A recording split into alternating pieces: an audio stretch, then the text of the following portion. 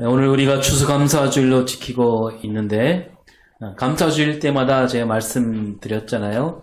우리가 언제 감사해야 한다라고 했습니까? 항상. 예, 항상 날마다 감사하는 삶을 살아야 한다. 감사주일에만 감사하는 게 아니라 날마다 감사해야 된다. 감사주일을 지키는 것은 우리가 혹시 감사하는 마음을 잊어버리지 않았을까 다시 일깨우는 마음으로 감사주일을 지키고 있는데 매 주일마다 우리는 감사해야 마땅하죠. 그렇다면 우리가 감사 제목, 내가 감사할 제목은 뭐가 있을까요? 감사할 제목 여러 가지가 많죠. 여러 가지 많은데 우리가 좋아하고 자주 부르는 그 감사 찬송이 있습니다. 그 감사 찬송을 한번 불러보고 한번 말씀을 나누겠습니다. 3절까지만 부르겠습니다.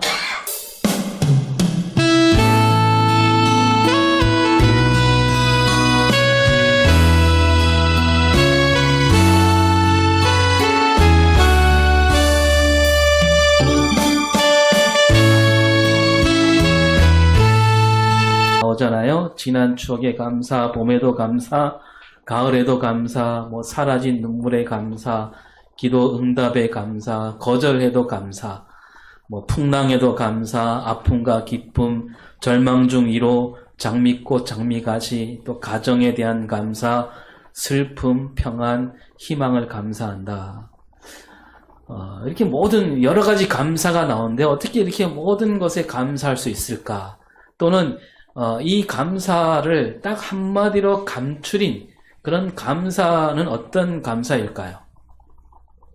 여러 가지 감사가 있는데 모든 감사를 하나로 딱 모은 감사 하자면 맨 앞에 나온 날 구원하신 주 감사, 이 한마디에 다 담겨 있지요. 날 구원하신 감사, 그 감사로 말미암아서 다른 모든 일도 감사할 수 있는 겁니다. 우리가 그런 말 많이 하잖아요. 감사할 일이 얼마나 많냐. 돌아보면서 감사 제목을 써보자. 이것도 감사, 저것도 감사, 여러 가지 감사가 많은데 감사 제목을 찾아서 우리가 하나하나 찾아서 하나님께 감사하는 그런 신앙 우리가 잘 이어받아야 됩니다. 그런데 우리가 반드시 잊지 말아야 되는 감사, 감사 기본이 되는 감사, 세상이 두 쪽이 나더라도 잊지 말아야 하는 영원히 새겨야 하는 감사, 그 감사가 뭐라고요? 아까 말씀드린 대로 날 구원해 주신 은혜, 그 은혜에 감사하는 신앙이 진짜 감사지요. 우리에게 새 생명을 주신 은혜에 감사하고 또 우리를 새 사람으로 살게 하신 은혜에 감사할 수 있어야 되는 겁니다. 하나님이 우리에게 생명을 주셨고 우리를 지으셨고 우리를 이 땅에 보내셨어요. 근데 그것도 모자라서 우리가 이 땅에 와서 이제 죽음으로 달려가고 있는데 그런 우리에게 무엇을 주셔요? 새로운 생명을 또 주신 겁니다. 그래서 우리 겉사람은 죽어가고 있지만 그런 우리에게 새 사람으로 살게 해주셨다. 이걸 생각하면 우리는 날마다 감사하지 않을 수 없다는 거죠. 그래서 오늘 우리가 읽을 말씀에도요, 예수님이 예수 믿는 우리를 가리켜서 뭐라고 말씀하시냐 하면 36절을 볼까요? 그들은 다시 죽을 수도 없나니 이는 천사와 동등이요 부활의 자녀로서 하나님의 자녀임이라. 예수 믿는 우리는 부활의 자녀이면서 하나님의 자녀다. 하나님이 우리를 그렇게 삼아주신 거죠. 그래서 마지막 날 예수 믿다가 죽은 사람들은 마지막 날 어떻게 됩니까? 다시 살아나는 거죠. 또 살아있을 때 마지막 날 맞이하게 된 사람도 영원히 죽지 않게 되고, 그래서 우리는 그래서 예수 믿는 그 순간부터 이미 새로운 생명을 얻은 사람이고 이제 새로운 세상을 사는 사람들이라는 말씀입니다. 그래서 우리 몸은 해가 갈수록 늙어가지만 그것으로 끝나는 게 아니라 우리는 해가 갈수록 새로운 몸을 입게 되는 그런 날로 가고 있는 거지요. 그래서 우리는 죽음으로 가는 길로 가는 게 아니에요. 새로운 삶을 얻는 길로 가고 있는 겁니다. 그래서 하루하루 지날수록 한 달, 두 달 지날수록 한 해, 두 해가 갈수록 우리에게는 뭐가 가까이 와요? 새로운 날. 새롭게 새 몸을 입을 그날로 우리가 가까이 가고 있는 겁니다. 따라서 우리는 날마다 때마다 감사할 수 있는 거죠. 추수감사 주일뿐만 아니라 1월 1일 아침부터 12월 31일 한 해가 넘어가는 그날까지 우리가 감사해야 되고 또 그 다음 1월 1일부터 또 감사해야 마땅한 겁니다. 그런데 우리가 이맘때만 되면 우리가 자기도 모르게 그런 말이 나오잖아요. 야, 추수감사절 온 거 보니까 11월 달도 다 갔구나. 이제 곧 12월이고 뭐 대림절, 성탄절 하면 2023년도도 그냥 지나갔네. 엊그제 같은데 세월이 참 빠르고 아 이제 내 몸도 옛날 몸이 아니구나. 그렇게 한숨 쉬듯 말하곤 하는 버릇이 우리 입에 배어 있지 않습니까? 흐르는 세월을 아쉬워합니다. 그런데 우리 예수 믿는 우리는 그런 생각을 바꿔야 되는 거죠. 우리가 해가 갈수록 어떻게 생각해야 되냐면 아 새로운 날이 우리에게 오고 있구나. 새로운 세상이 지금 열리고 있구나. 우리는 지금 새 사람으로 살아가고 있구나. 그러면서 우리는 기쁨으로 하루하루를 맞이할 수 있어야 되는 겁니다.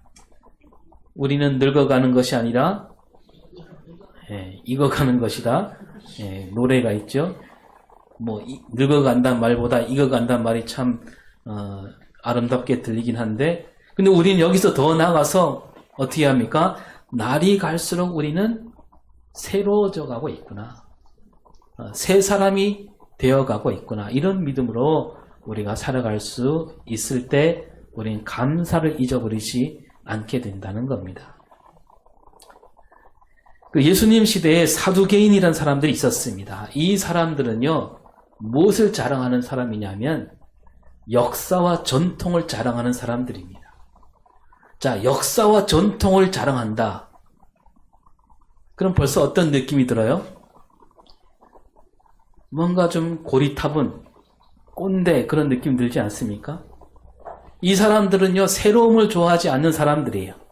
역사와 전통을 자랑하다 보니까. 저 옛날 다윗과 솔로몬 시대 때 대제사장 이름이 사독이라는 사람이었는데 그 사독이라는 사람, 그때부터 그 사독 가문은 대대로 제사장 집안이 됩니다. 그 자손들이 바로 누구냐면 오늘 나오는 사두개인들이.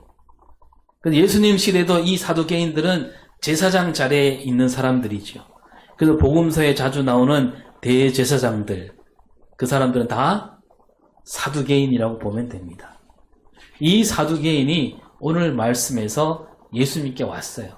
따지듯이 묻고 있습니다. 그냥 묻지 않고 성경을 갖고 와서 묻고 있는데요. 28절을 볼까요?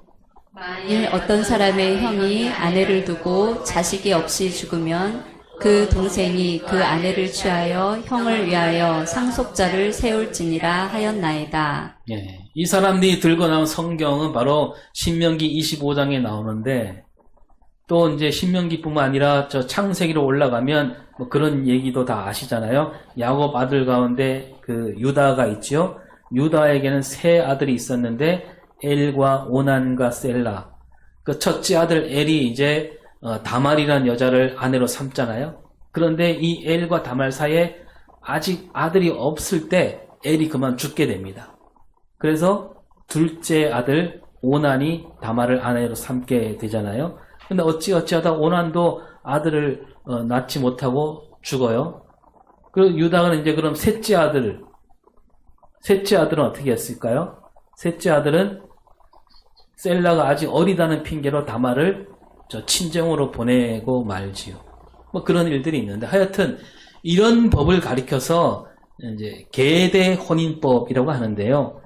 사두개인들이 이 법을 잘 알고 있는 거죠. 유다와 다말 이야기도 뭐 아주 잘 알고 있을 것이고, 근데 이 오늘 말씀에 보면 성경에서 이 사두개인을 가리켜서 뭐라고 말하냐면 27절을 볼까요? 없다고 주장하는 사두개인 중 어떤 이들이 와서 예. 이 사두개인들은 뭐가 없다고요? 부활이 없다라고 주장하는 사람들. 사람들 앞에 갈 때마다 부활은 없어 라고 말하는 사람들. 그렇게 믿는 사람들이죠. 그러니까 이 사두개인들이 오랜 세월 그렇게 생각해 온 겁니다. 부활은 없다. 그 말하자면 뭐냐면 성경에 이 계대혼인법 이런 법이 있는데 이 법을 가만히 봐라. 이 법을 읽어보면 부활은 있을 수 없다 이겁니다. 그래서 이 말을 하고 싶어서 이제 7형제 얘기를 하잖아요. 7형제가 있는 집안을 들어서 말합니다. 그러니까 마지부터 마지막 7제까지 그 7형제가 차례대로 죽었다 이겁니다. 첫째가 결혼하고 아이 없이 죽고 그 다음에 둘째가 또 그 형수를 아내로 맞이했는데 또 죽고 그 7제까지 다 죽었다는 거죠. 그 우리나라 같으면 어땠을까요? 이제 며느리를 딱 들였는데 며느리가 아이를 낳지 못했고 그 사이에 그냥 자기 아들이 죽었어. 그러면 어떻게 할까 우리나라는? 네? 저것이 우리 아들을 잡아먹었다. 그러면서 당장 내쫓지 않았습니까? 그 사두개인들이 예수님께 물어요. 33절에 시작. 일곱이 다 그를 아내로 취하였으니 부활 때에 그 중에 누구의 아내가 되리이까? 예. 7이 다 그 사람을 한 아내로 취했는데 다시 둘 다 살아나면 7 아들과 그 며느리까지 다 살아나면 그 며느리는 누구의 아내가 됩니까? 이 물음은 뭐 정말 알고 싶어서 묻는 물음이 아니지요. 아이 없이 죽는 사람이 틀림없이 있기 마련이고 부활이 있다면 부활 뒤에 족보가 다 이렇게 꼬이게 된다. 따라서 부활은 있을 수가 없다. 그런 자기 생각이 옳다는 얘기를 하고 있는 겁니다. 근데 언뜻 들으면 뭐 그럴싸한 말이죠. 고민이 될 수도 있잖아요. 그죠? 뭐 오늘 우리 가운데도 뭐 그런 일이 있을 수 있잖아요. 그 부인을 먼저 하늘로 올려보내고 새롭게 장가를 들었는데 다 예수 믿는 사람이야. 다시 부활했을 때 그러면 어떻게 해야 되느냐? 뭐 그럴싸한 말이에요. 근데 이 사두개인들은 그 문제만 해결되면 나는 부활을 믿겠다. 그런 뜻으로 묻는 게 아니에요. 이 사두개인들이 하는 말에서 우리는 이 사람들이 어떤 사람들인가, 그들이 가진 그 속내를 짚어낼 수가 있는데요. 예수님도 그들이 가진 그 속셈, 그렇게 묻는 그 속셈과 그 속내를 예수님은 다 꿰뚫어 보셨습니다. 이 사두개인들이 가진 마음 세 가지로 볼 수 있는데, 첫째로 이 사두개인들은 어떤 사람들이냐면 앞에 잠깐 말씀드렸지만 이 권력을 좋아하는 사람들이에요. 사두개인들은 자기들 스스로 뭐 높은 지식을 가진 사람이라고 여기는 거죠. 요즘으로 말하면 뭡니까? 인싸, 엘리트 뭐 그런 사람들이죠. 거기다 권력을 가진 사람들이고, 그 제사장이라는 자리는 아무나 앉을 수 없잖아요. 이 사람들은요 죽을 때까지 그 자리를 누리고 사는 거예요. 그리고 자기가 죽으면 누가 그 자리를 이어가요? 자기 아들이 그 자리 이어가는 거예요. 그리고 이 로마 제국도 자기들 건드리지 않습니다. 그냥 세금만 잘 내면 언제까지나 자기 자리를 지킬 수 있는 사람들. 그래서 그 권력을 잘 누리려고 그 로마와 가까이 지내고, 그러니까 뭡니까?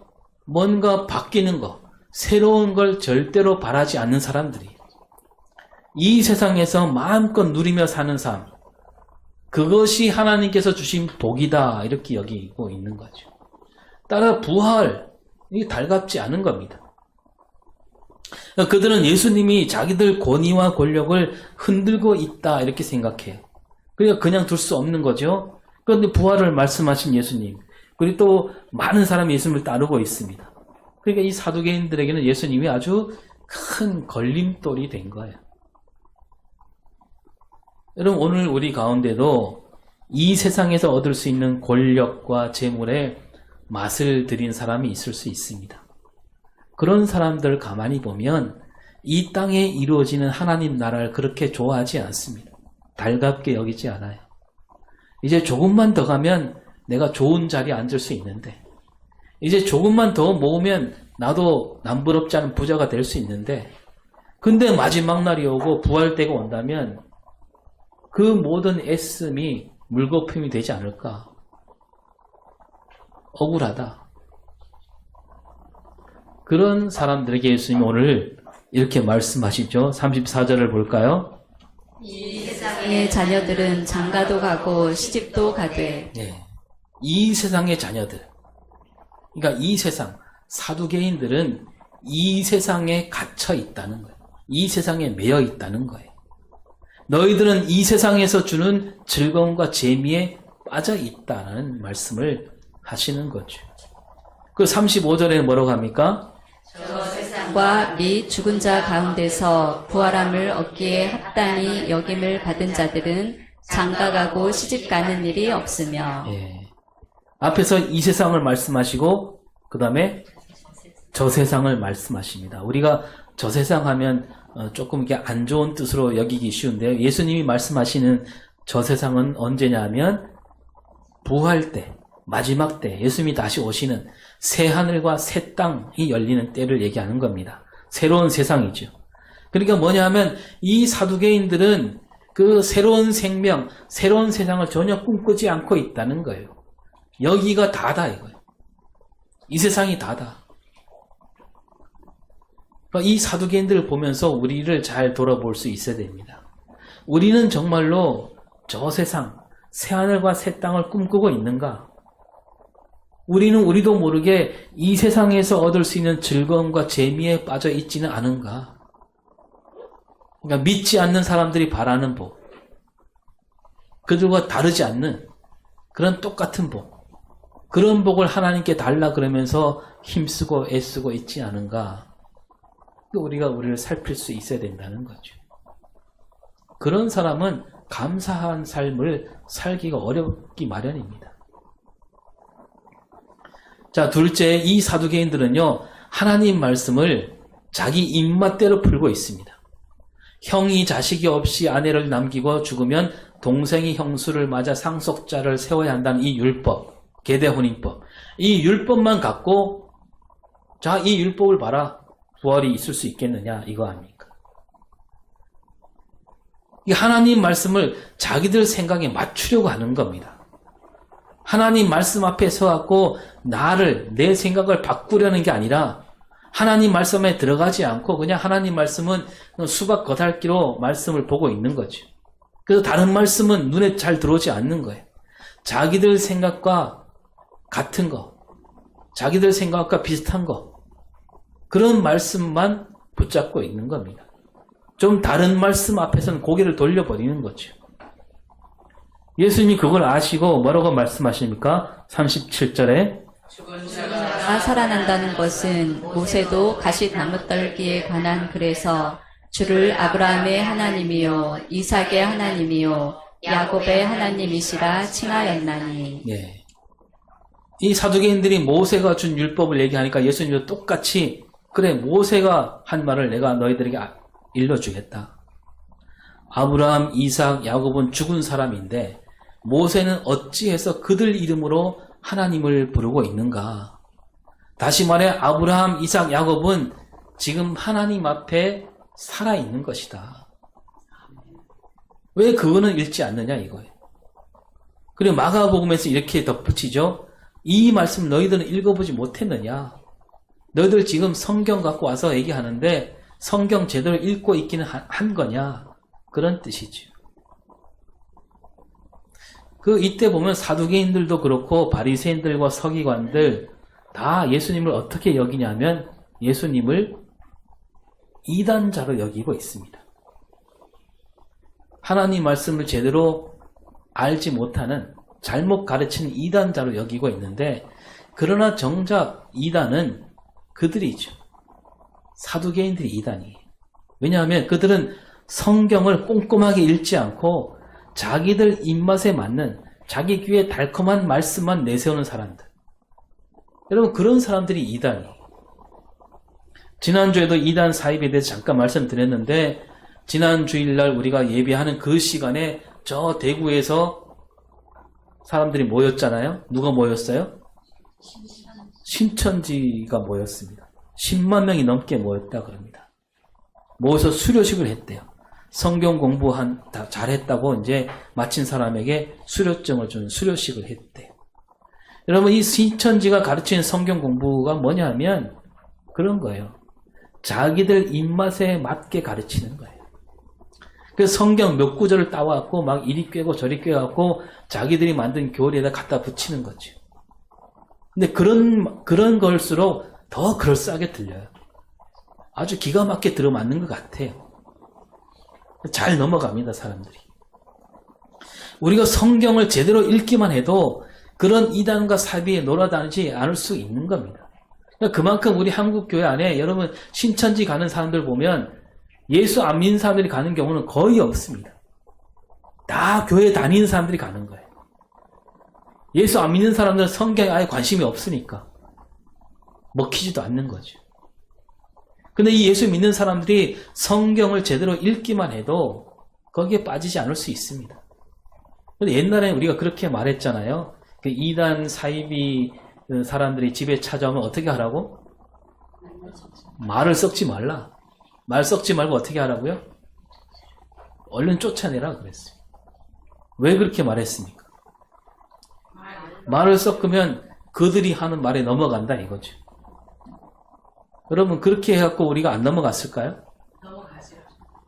근데 그렇게 하면 사실 오히려 이렇게 될 수 있습니다. 마음속으로 뭐 교회에 약간 뭐 시험거리가 찾아오면 야 그때 저 사람들은 보니까 성경 공부를 제대로 한 것 같더라. 나도 성경 공부를 제대로 하고 싶다. 기왕 상처받았으니까 나도 한번 거기 가볼까? 성경 공부 제대로 한대. 나도 저들처럼 막 성경 한 구절 갖고 막 거침없이 막히지 않고 말하고 싶다. 그렇게 되는 거 아니겠어요?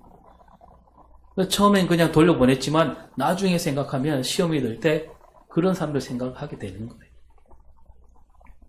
그리고 또 그 이단 사입이 전하던 사람들은 어떻게 생각하겠습니까?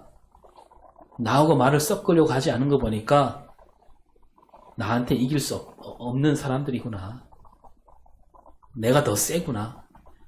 내가 제대로 배웠지 하면서 더 힘을 내서 막 돌아다니는 겁니다. 여러분 앞으로 어떻게 해야 되겠습니까? 우리는 그 사람들이 성경 구절을 펼쳐서 말을 걸어오면요, 뭐 그 사람이 성경 갖고 막 성경 구절 하나 짚어주면 어떻게 해야 돼요? 맞설 수 있어야 됩니다. 아 그래요? 그러면서 그 구절만 읽지 마시고 그 앞도 한번 읽어봅시다. 그 뒤도 읽어봅시다. 성경을 아예 그냥 같이 그 자세히 읽어보세요. 거기에 틀림없이 그들의 잘못이 드러나게 되어 있습니다. 조금만 더 읽으면.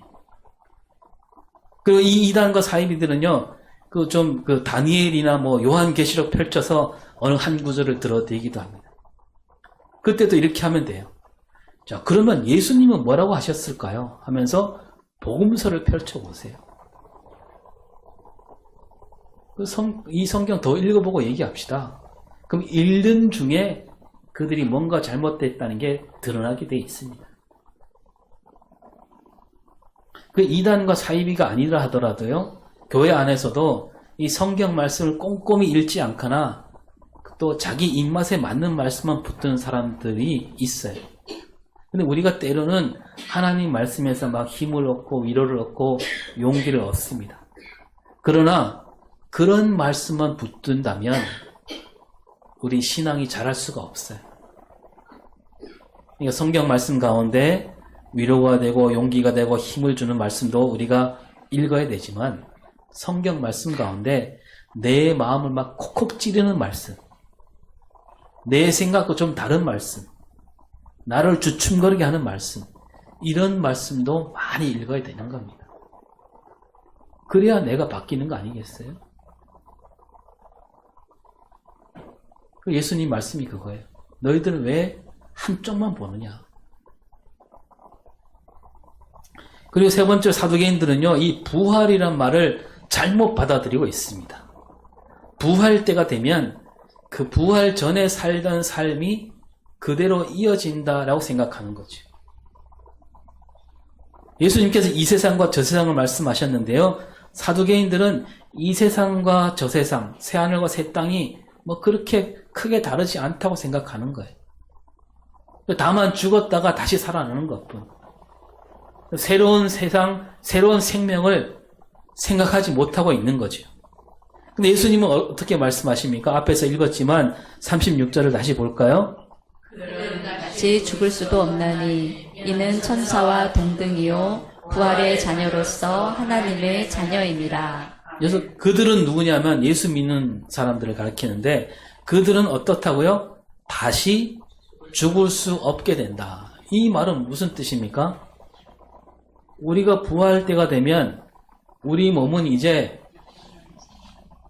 세월이 갈수록 늙어가고 낡아지고 그런 몸이 아니라는 겁니다. 우리 몸이 달라진다는 거예요. 그러니까 부활 전의 몸, 그 몸은 늙어가기 마련이고 죽기 마련이잖아요. 죽으면 썩어 없어집니다.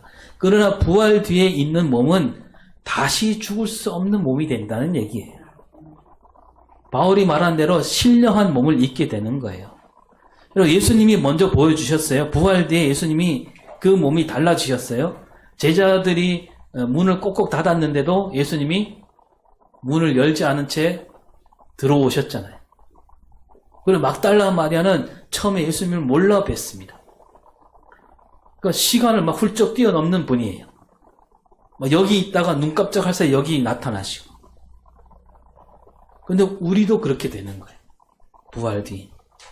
새로운 몸을 입게 되는 거죠. 그런 새로운 몸을 입게 된다는 말은 뭐냐면 시간과 공간을 뛰어넘는다는 얘기예요.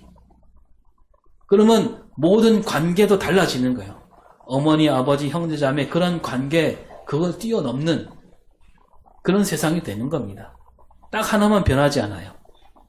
모든 부활된 사람들은 다 하나님 자녀라는 거. 그거 빼고 다 달라지는 거죠.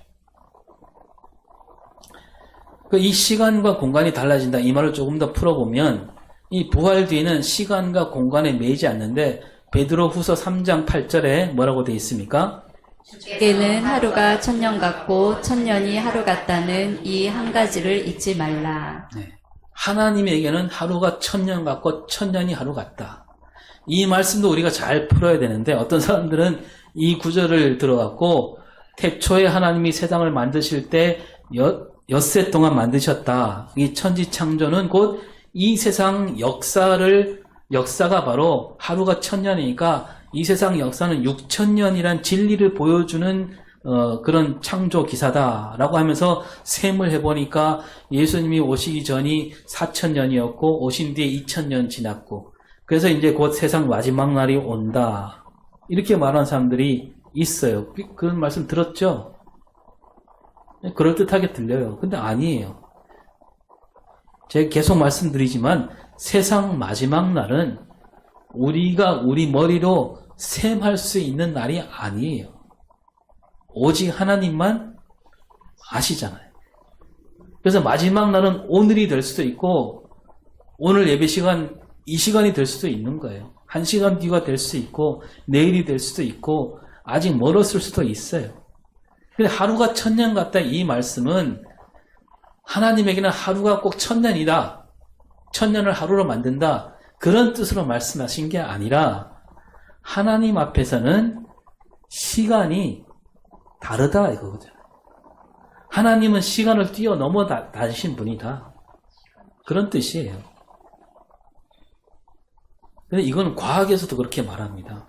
이 세상에 사는 우리가 느끼는 시간은요. 우리가 이 지구 위에서만 느끼는 시간이에요. 우주로 나가면 벌써 시간이 달라져요. 근데 어쨌든 우리 시간으로 과학자들이 우주 역사가 137억 년이라고 말하는데 그러면서 성경하고 좀 다르다 이렇게 말하는 사람도 있어요. 근데 또 어떤 사람들은 과학으로 보니까 성경하고 과학이 딱 들어맞는다. 그렇게 말하는 사람도 있어요. 전에도 잠깐 말씀드렸는데 첫째 날 하나님께서 빛을 만드셨을 때 그때 해가 있어요? 달이 있어요? 아직 없었어요. 해도 달도 없고 해도 달도 없으니까 수성, 금성, 화성, 목성 있을까요? 없던 때입니다.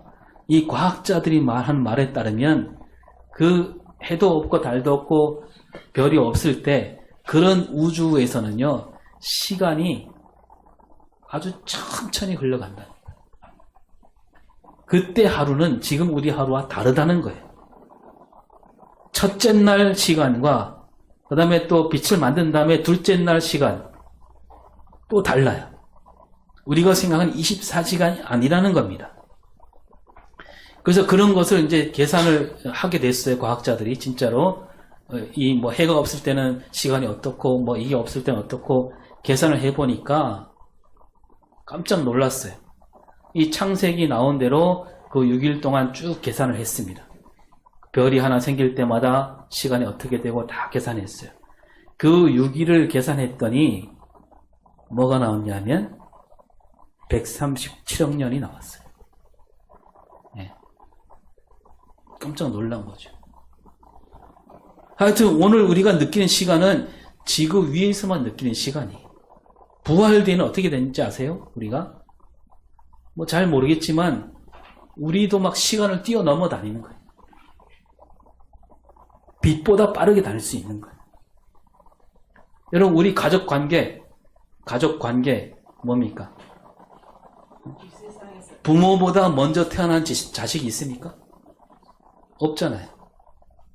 우리 모든 관계는 이 시간에 따라 결정되는 거예요. 근데 여러분, 우리가 부활 뒤에는 어떻게 될까요?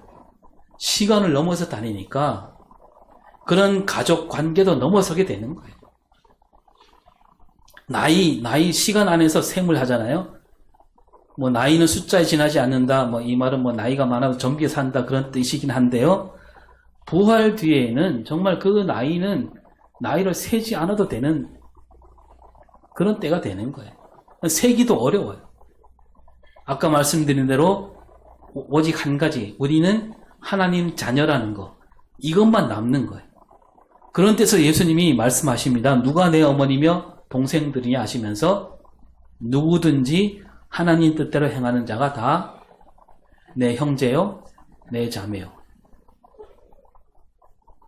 그러니까 이 연명치료라는 말이 있잖아요. 현대의학으로 더 치료할 수 없어서 임종 과정에 있는 환자에게 치료 효과 없이 임종 기간만을 연장하는 그걸 연명치료라 그러는데, 쉽게 말하면 어떤 의술로도 치료할 수가 없고 이제 죽음이 머지않은 환자, 이 환자를 뭐 최대한 오랫동안 살려만 두는 치료, 연명치료라고 하잖아요. 요즘은 이제 그것도 자기가 스스로 결정할 수 있게 되는 법이 생겼는데, 그러니까 이 사두개인들이 생각하는 부활은 그 마치 연명치료와 비슷한 거예요. 그러나 하나님은 우리에게 새로운 삶을 주십니다. 새로운 생명을 마련해 두셨어요. 그래서 우리는 예수 믿는 그 순간부터 우리는 지금 이 세상과 전혀 다른 새 생명을 얻은 새 사람이 된 거예요. 우리 앞에 펼쳐진 새 세상은요, 지금 우리 상상을 뛰어넘어요. 또 이것도 말씀드렸는데, 우리는 이제 부활 뒤에는 말하자면 막 우주를 뛰어넘는, 우주를 왔다 갔다 하는 그런 삶이 우리를 기다리고 있는 거예요. 그리고 젊은 사람들 보면서 앞길이 몇 마일이다? 9마일이다 그러는데, 우리 앞날은, 예수 믿는 우리 앞날은 9마일리가 아니라 영원한 거예요. 하나님께서 그걸 다 마련해 놓으신 거죠. 그 영원한 생명을 주신 하나님 앞에 우리가 날마다 감사하지 않을 수 없는 거죠. 늘 감사와 찬양을 잊지 않는 새 사람으로 살아가는 저와 여러분이 될 수 있기를 바랍니다. 기도하겠습니다. 하나님, 우리는 새 생명을 얻은 사람입니다. 하나님께서 마련해 주신 그 새로운 삶을 기다리며 살아가며 하나님 자녀답게 부활 생명을 얻은 사람답게 살아가는 우리가 되게 하시고, 날마다 때마다 감사가 넘치는 우리 삶이